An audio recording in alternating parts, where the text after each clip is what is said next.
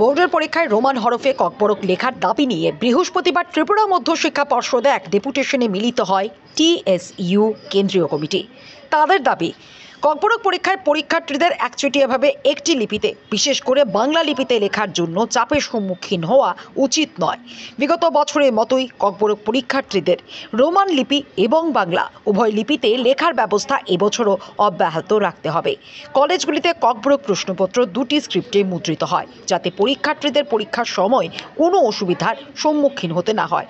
মাধ্যমিক ও উচ্চ মাধ্যমিক পরীক্ষায় ককবরক প্রশ্নপত্র রোমান ও বাংলা উভয় হরফে ছাপানোর দাবি নিয়ে ডেপুটেশন প্রদান করা হয়।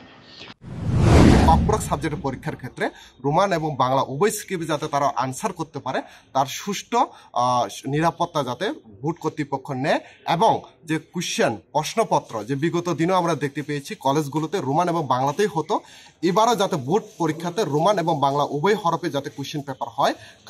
এইভাবে যদি না হয় তাহলে আমরা ককবরক যে ভাষা, এই ভাষা বিকাশের ক্ষেত্রে ব্যাঘাত ঘটবে। কেননা অনেক এরকম ইংলিশ মিডিয়ামের ছাত্রছাত্রীরা রয়েছে যাদের ক্ষেত্রে বাংলার অসুবিধা হয়। তার জন্য আমরা টিএসইউর যে সেন্ট্রাল কমিটি থেকে আজকে প্রতিনিধিমূলক ডেপুটেশন, এই ডেপুটেশন থেকে আমি টিএসইউ কেন্দ্রীয় কমিটির সম্পাদক সুজিত ত্রিপুরা, সভাপতি নেতাজি দেববর্মা, দীপসানো, তৃষ্ণা এবং বাদল, আমরা একটা 5 জনের প্রতিনিধিমূলক আজকে আমরা এখানে মিলিত হতে আসছি।